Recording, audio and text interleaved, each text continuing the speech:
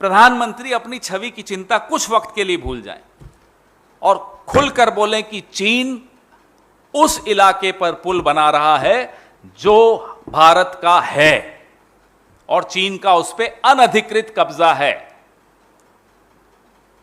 मैं मान जाऊंगा कि आप सच्चे देशभक्त हैं, नहीं तो ये छद्म राष्ट्रवाद हमने बहुत देख लिया आपका। नीति में शब्दों का सबसे महत्वपूर्ण योगदान होता है, भूमिका ही भाषा की होती है कूटनीति में। The most important role in diplomacy is that of language. और हमारे विदेश मंत्रालय के स्पोक्स पर्सन ने कल क्या शब्द इस्तेमाल किए? इट इज फेल्ट कि चीन का कब्जा है उस जगह पर।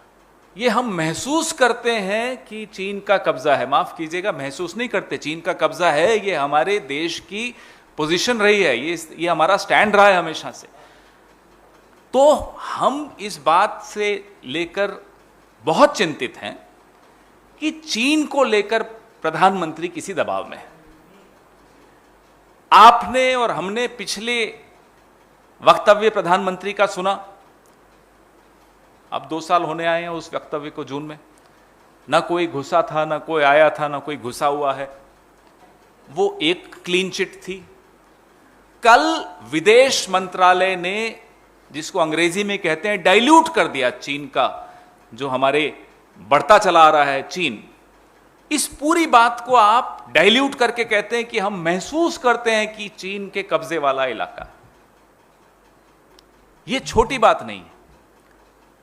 नंबर 1, चीन निरंतर बढ़ रहा है। दूसरे पुल का निर्माण हो रहा है पैंगोंग झील पर। यह जो पुल है वो इतना चौड़ा है कि चीनी सेना के पीएलए के बड़े बड़े वाहन, आर्टिलरी उस पर से गुजर सकती है। और जो दोनों सिरे हैं पैंगोंग झील के, उन दोनों सिरों पर एक तरह से चीन ने अपना आधिपत्य जमा दिया है। उनका वो दुरुपयोग भारत के खिलाफ करेगा। हम भारत सरकार से, विदेश मंत्रालय से, और हम ये पहले बोलने से पहले विदेश मंत्रालय से गुजारिश भी करेंगे कि कृपया करके आप रक्षा मंत्रालय से सलाह लेकर फिर बात कीजिए, क्योंकि बहादुर सैनिक कुछ हासिल करता है बॉर्डर पे और हम यहां आकर डाइल्यूट कर देते हैं।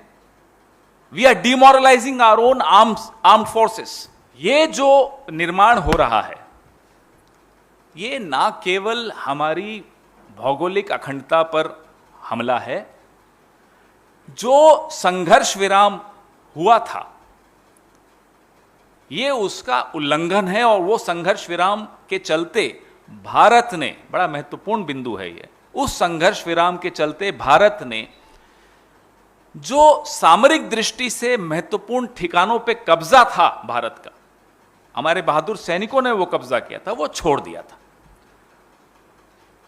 तो संघर्ष विराम की पालना हम कर रहे हैं, भारत कर रहा है, चीन उसका उल्लंघन कर रहा है, और विदेश मंत्रालय आकर उनको दूसरी क्लीन चिट दे रहा है। पहली प्रधानमंत्री ने दी थी।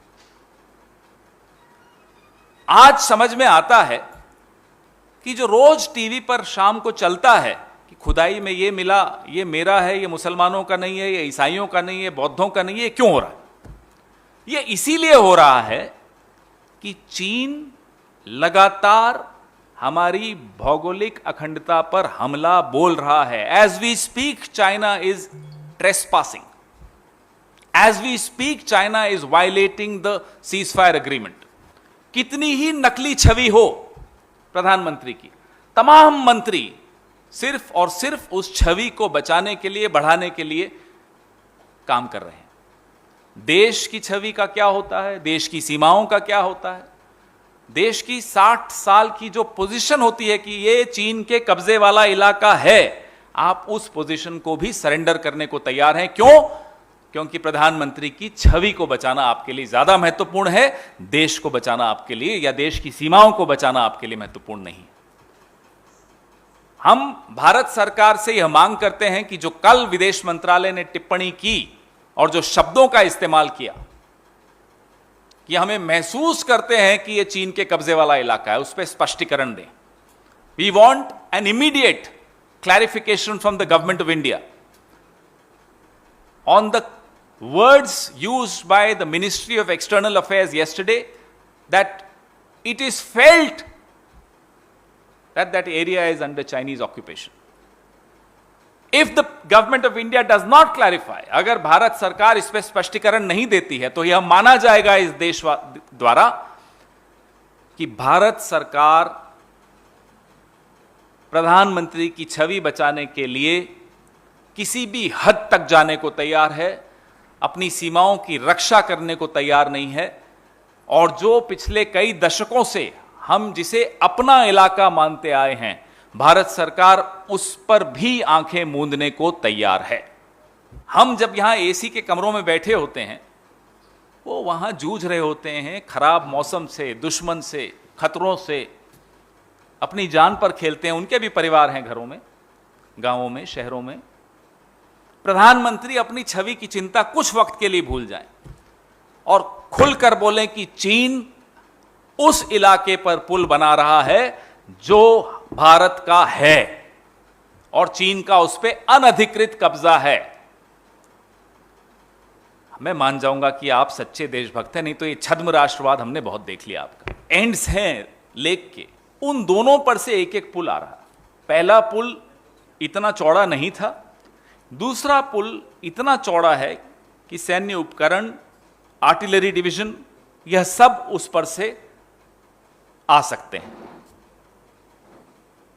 और पूर्वी लद्दाख में जिस तरह से, जिन स्थानों पर, जिन पॉइंट्स पर चाइना अपने उपकरण लगा रहा है, अपना इंफ्रास्ट्रक्चर बना रहा है, उसके बाद जो एडवांटेज हमें मिलता था, वो एडवांटेज हम खो चुके होते हैं। जो सामरिक दृष्टि से भारत को एडवांटेज मिल सकता था, अब ऐसी कोई हाइट नहीं है वहां जहां हम रुक कर, हमारी सेना ठहर कर मुकाबला वहां कर पाए, क्योंकि जो स्ट्रेटेजिक पॉइंट्स हैं वहां चीन अपना काम करता चला गया। जब मोदी जी अपनी छवि निखार रहे थे तब आपको कई बार हम उदाहरण देते हैं, और जब ये उदाहरण देते हैं तो कोई खुशी नहीं होती मन में, दुख होता है। दुख क्यों होता है कि विदेश नीति, पहले भी सरकारें, गैर कांग्रेस की सरकारें आई थी, विदेश नीति से कोई खास छेड़छाड़ कोई नहीं करता।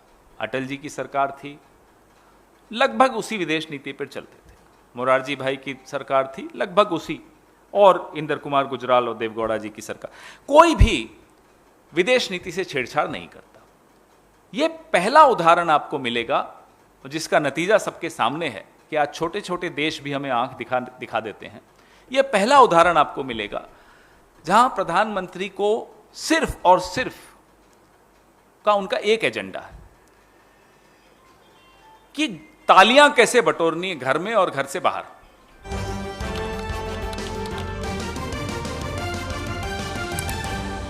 आपकी आवाज